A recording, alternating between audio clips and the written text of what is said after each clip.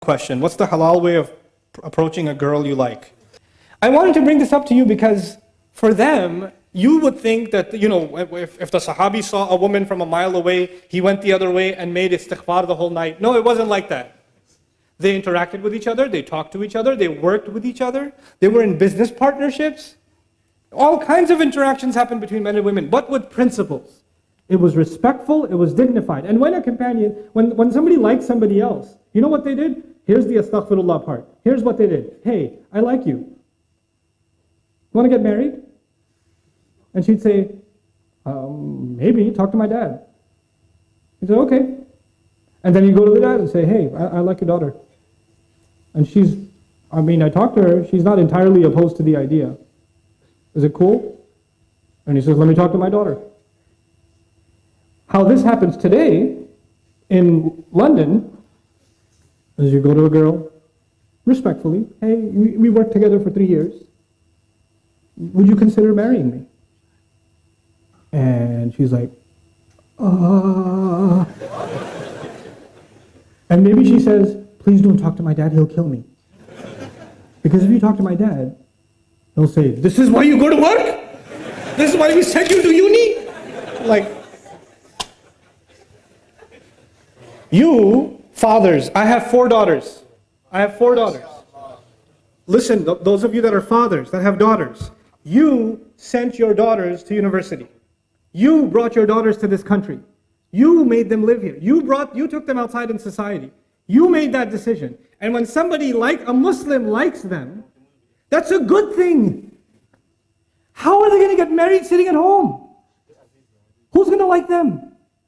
So when somebody approaches them in a respectful way, you should not say, oh my God, the day has come, astaghfirullah. Ye din bhi dekhne the, oh tawbah, tawbah. What a humiliation. Now we have to go take you back into Bangladesh and hide you in a village somewhere because some guy likes you. Astaghfirullah. And there's somebody's doing ruqyah on her, and calm down.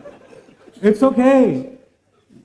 Somebody likes your daughter, that's a good thing. Now you go and investigate, find out. It's completely fine. The only rishta mentioned in the Quran, the only approach mentioned in the Quran is that of Musa alayhi salam in Madian. He was by himself, Musa was by himself. And these girls were by themselves working outside. And he went up to them and helped them out. And the girl said, he's kind of nice.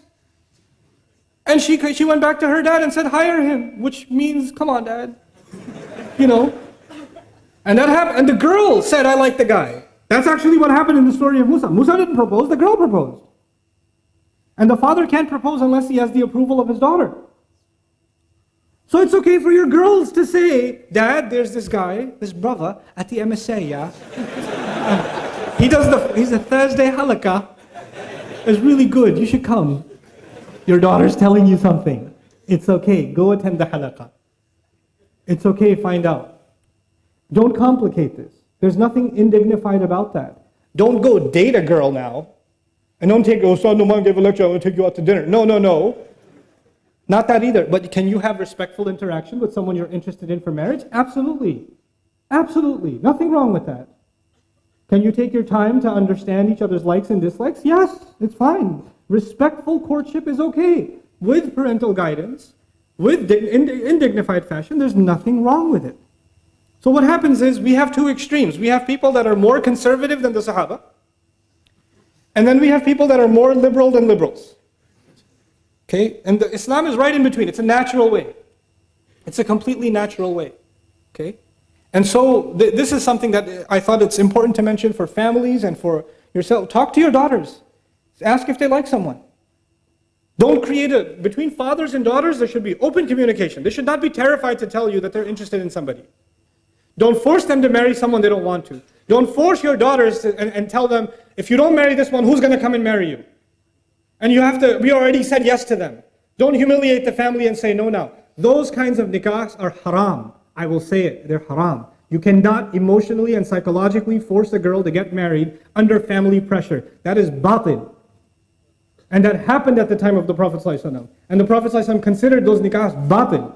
They're invalid nikahs. Until the girl genuinely likes a guy and says, yes, I want to marry him on her own, from no pressure from her father, no pressure from her mother, no pressure from anybody else. She likes him. And even if the day of the nikah she says, Mom, I don't want to do this, the mother doesn't say, too late, girl, too late. We've got the hall, they're all, what are people going to, no, if the girl says, I don't want to do this, then no, stop. Allah gave her that right, you cannot take it away. You're burying them alive. This is the new way of burying women alive, by the way. Back then, they used to take the baby girl and bury her right then. Now we bury them at the day of the nikah. This is what we do. This needs to stop. Let them marry who they want, if they're a dignified Muslim. And because now you're living in a different society, you won't find someone from the same village. It's okay. It's okay, a Bangladeshi can marry a Syrian, it's fine. I know. It's okay for Syrians too, yeah. You, Syria. Turkish, Somali. Astaghfirullah, Somali. Yeah, Somali. That's fine. You know? You know, Musa alayhi salam is an Arab. Musa is an Arab. Or actually not an Arab, he's from Israelite. And he married an Arab. He went and married in Madian, didn't he? So many Arabs, we only marry Arab. Really? Musa alayhi salam was actually from Israel. What's up with that? You know? It's all good.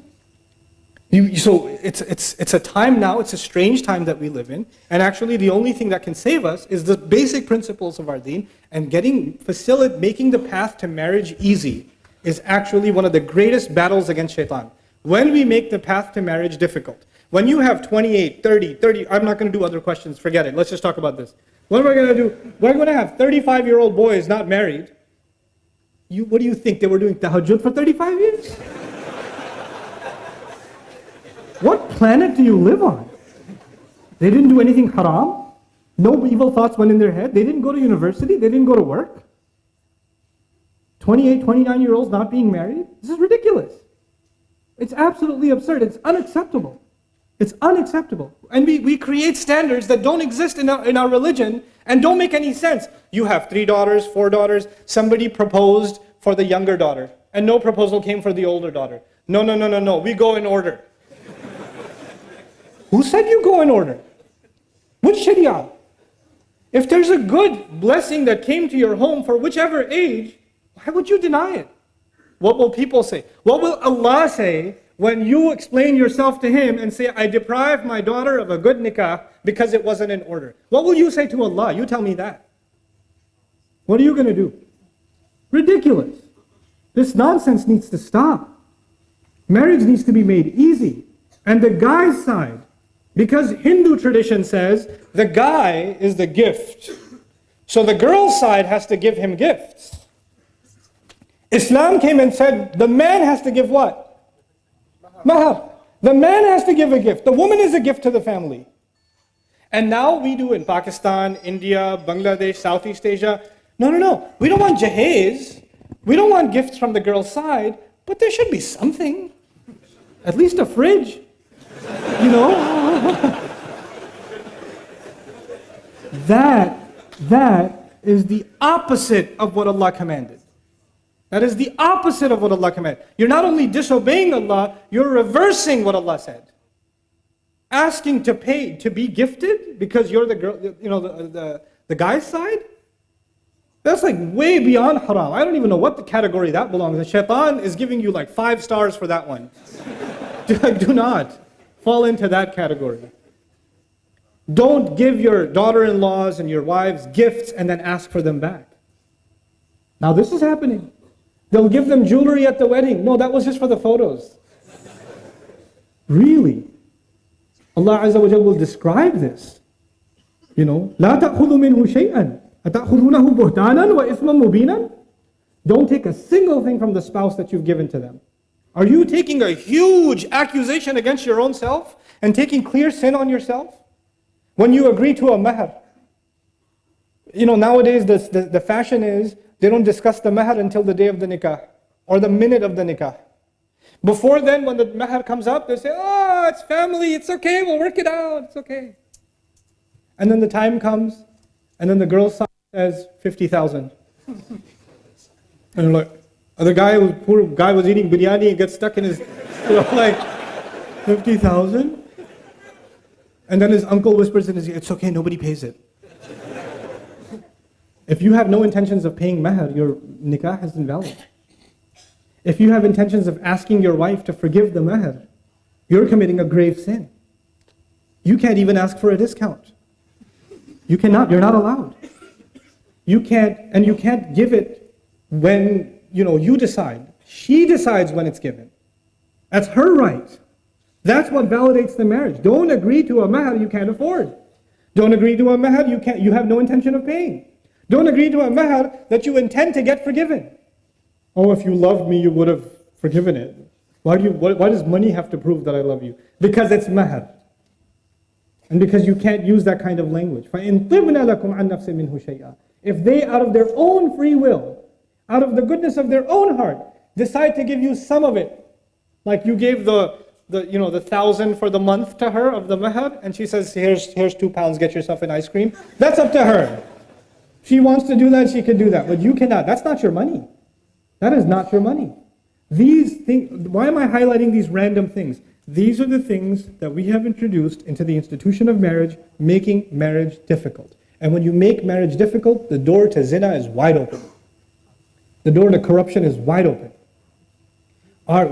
It's unnatural to think that an 18-year-old, 19, 20-year-old guy, girl are going to be in university and they're going to be there for 5, 6 years and not develop any emotional attachments. Sometimes you're denying a nikah only because it wasn't you. You didn't come up with it. The guy says, I like the girl. No, you will marry who we say. Why? Who said? It's a mistake. I don't like it. I don't like that girl. That's not your problem. That's his problem. He's an adult now. Let him make that mistake. If it's a horrible mistake, so be it. But Allah gave those young men and women the right to pick who they want. Parents can give advice, yes. But when you try to control what your children are doing, it will only lead to disaster. It will only lead to disaster. I'm not giving license to 12-year-olds and 14-year-olds who say, well, it's not Nouman that I can marry whoever I want. No. I'm talking about mature adults.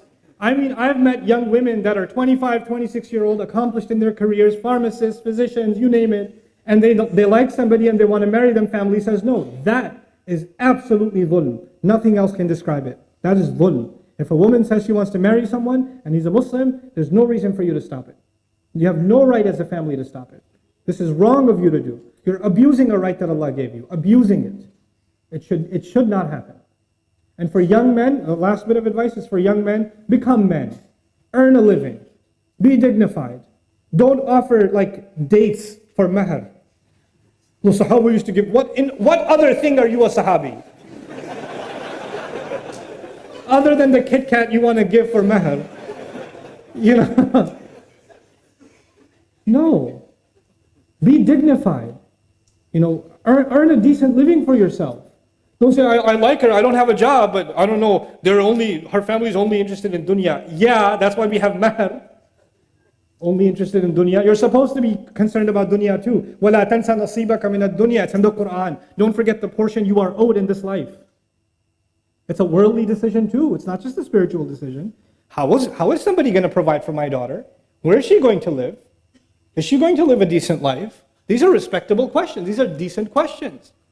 So these things we have to take very, very seriously in our communities. And when it comes to the subject of marriage, I didn't talk today about what happens after marriage, because there's a whole set of dhulm we do after marriage. That for another time. I'll yell at you another time. But right now, let's just fix the institution itself. Let's make marriage easy for our young people, especially the ones that are ready and capable.